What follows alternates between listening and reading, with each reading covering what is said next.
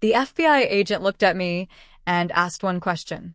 Are you absolutely certain you want to press forward? Once we start, there's no going back. I looked through the restaurant window at my brother, my parents, and my sister-in-law laughing over dinner with money they believed was now theirs. 3 days earlier, my bank account had been emptied. When I demanded an explanation, my sister-in-law smiled and said, "We needed your money more than you did." Everyone at that table expected me to forgive them. Instead, I quietly nodded to the agent. Less than an hour later, every smile around that table disappeared. People always said I was the dependable one. The first person everyone called when something broke. The one who never missed birthdays, never forgot anniversaries, and never let families struggle alone. For 22 years, I worked as a senior financial compliance analyst in Chicago. The hours were long, the pressure was constant, but every paycheck had a purpose. I skipped expensive vacations, drove the same pickup truck for 11 years, and lived in a modest townhouse that was already paid off. While everyone else chased bigger houses and luxury cars, I quietly built something they couldn't see. Security, an emergency fund, retirement savings, and enough money to finally open the consulting business I dreamed about since my early 30s. Not because I was greedy, because I believed no one else was responsible for my future except me. Or so I thought. That Saturday started like every other family gathering. My parents hosted their annual summer barbecue, and everyone showed up. My older brother, Daniel, his wife, Melissa, our parents, a few cousins, kids running across the backyard, music playing from old speakers, the smell of burgers drifting through the warm afternoon air. If someone had taken a photograph that day, you'd swear it was the picture of a perfect American family. Looking back now, I wonder how many of them were already keeping a secret from me. Melissa was unusually cheerful. She floated from table to table carrying drinks, laughing louder than everyone else. Every now and then, she'd glance in my direction with a smile that felt strange, not friendly, almost satisfied. During dinner, she raised her glass. "Family always comes first," she announced. Everyone nodded. She looked directly at me, especially when one person has more than enough. I laughed politely. "I guess that depends on who's asking." She smiled without answering. Something about the exchange stayed with me, but I pushed it aside. Melissa always enjoyed making dramatic comments. After dessert, I stepped onto the back porch, while everyone else argued over which movie to watch inside. My phone buzzed with a routine notification from my bank. Normally, I ignored those alerts. This time, I opened the app. My smile disappeared. Checking. Savings. Investment account. Business reserve. Every balance showed the same number. 0. For several seconds, I simply stared. My brain refused to accept what my eyes were seeing. There had to be a mistake. A system error. A delayed update. Hands shaking, I refreshed the screen. Nothing changed. Every dollar I'd spent more than 2 decades earning had vanished. I walked back into the living room, my heart pounding so loudly I could barely hear myself think. "Did anyone touch my accounts?" I asked. The room became strangely quiet. Daniel wouldn't meet my eyes. My father suddenly found the television fascinating. Even my mother looked down at her coffee cup. Then Melissa leaned comfortably against the kitchen counter. She didn't look nervous. She didn't look surprised. She looked amused.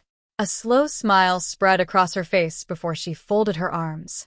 "We needed your money more than you did," she said casually. No one corrected her. No one gasped. No one even asked what she meant. Instead, my mother sighed. "Please don't make this into a bigger issue than it already is." I looked around the room. One face after another. Every single one of them already knew. Every single one had decided I deserved no explanation. Something inside me became perfectly calm. I slipped my phone back into my pocket, looked Melissa directly in the eyes, smiled. Then I said quietly, "Then I guess none of you will mind what happens next." Without waiting for a response, I walked out the front door, climbed into my truck, and made one phone call. The person who answered didn't ask many questions. After hearing my name, they simply said, "Stay where you are. We'll take it from here." I didn't drive home. I drove straight to my bank. By the time I arrived, my fraud report had already been flagged as a high-priority case. A branch manager met me in a private office instead of the customer service counter. That was the first sign this wasn't an ordinary theft. She closed the door, folded her hands, and asked one question. "Mr. Carter, did you authorize 8 wire transfers totaling $486,000? I stared at her. No. She slowly turned her monitor toward me. Every transfer had been approved within 12 minutes. Each carried my digital credentials, my electronic signature, my security verification. It looked as if I'd emptied my own accounts. Except, I hadn't. The manager frowned. Someone knew exactly what they were doing. Within minutes, the bank's financial crimes department joined the meeting by video call. They weren't interested only because of the amount. The money had crossed multiple state lines through a network of newly opened shell companies before disappearing into several business accounts. One investigator finally said something that made the room go silent. "This has moved beyond simple identity theft." My stomach tightened. What does that mean? It means federal agencies will likely be notified. I nodded once, quietly, because there was something I hadn't told anyone yet. 3 months earlier, I'd noticed someone trying to access one of my investment accounts from an unfamiliar device. The bank blocked the login, and I immediately changed every password, activated additional security, and started keeping records of anything unusual. Call it paranoia, or maybe instinct. Either way, I'd saved every suspicious email, every security alert, every login notification. I even kept screenshots. At the time, I thought I was simply being careful. Now they became evidence. The investigators asked me to forward everything. By that evening, I had uploaded hundreds of files. The next morning, another phone call came. A federal financial crimes investigator introduced herself. She explained that several accounts receiving my money had already appeared in another ongoing investigation involving fraudulent financial transfers. She didn't tell me every detail. She didn't need to. Her next sentence said enough. "We advise you not to discuss this investigation with anyone." That should have been difficult. Instead, I let my family keep talking. Melissa certainly did. Through relatives, I kept hearing the same message. Nothing's going to happen. He's overreacting. He'll never prove anything.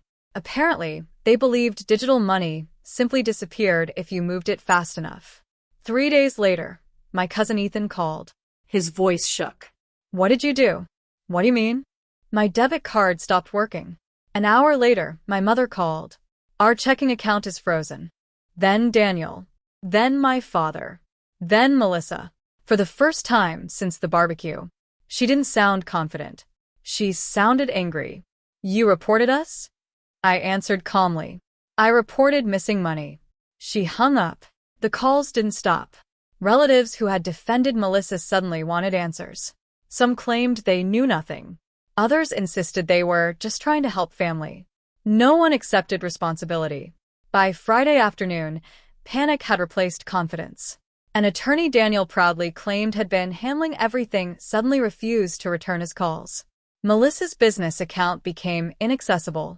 Credit cards stopped working. Online banking displayed the same message for everyone. Account temporarily restricted. Late that evening, my phone rang again. It was the federal investigator. Her voice was calm. "Professional. We've completed the initial financial tracing." I waited. She continued. "We'll be executing the next phase tomorrow morning." "What happens then?" There was a brief pause. Then she said the words that told me everything was about to change. "Mr. Carter, we're going to need everyone to stay exactly where they are." Saturday morning arrived with an unusual silence. At exactly 8:14 a.m., my phone vibrated. It was the federal investigator.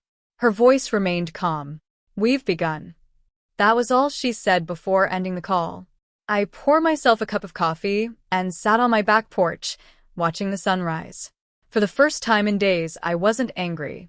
I simply waited. Less than 30 minutes later, my phone exploded with notifications. Daniel called first. I let it ring.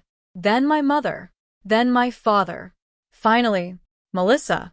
She left 3 voicemails in less than 10 minutes. The fourth call came from Daniel again. This time, I answered. What did you tell them? He demanded. I told the truth. You've ruined us. I took a slow breath. No, Daniel. I reported that my money disappeared.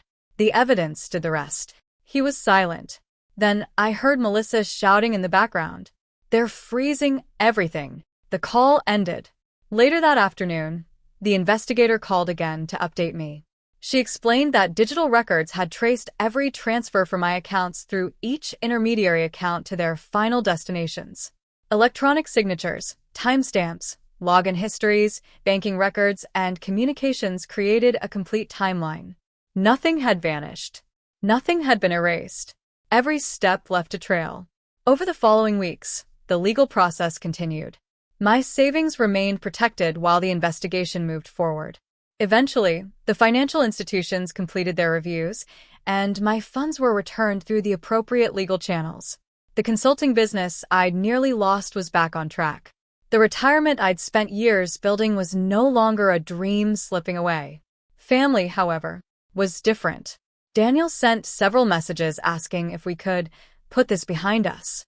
My parents insisted they never expected things to become so serious. Melissa never apologized. Instead, she claimed everyone had misunderstood her intentions. But intentions don't change facts. And trust doesn't magically return because someone regrets the consequences. Months later, I drove past my parents' house. Another family barbecue was happening. Children laughed in the backyard. Music played through the open windows. For a moment, it looked exactly like the gathering where everything had fallen apart. I kept driving. Not because I hated them. Because peace sometimes means choosing not to reopen doors that should remain closed. People often ask whether getting my money back was the best part of the story. It wasn't. The greatest victory wasn't financial. It was discovering that my future no longer depended on people who believed my sacrifices belonged to them. Money can be earned again. Savings can be rebuilt.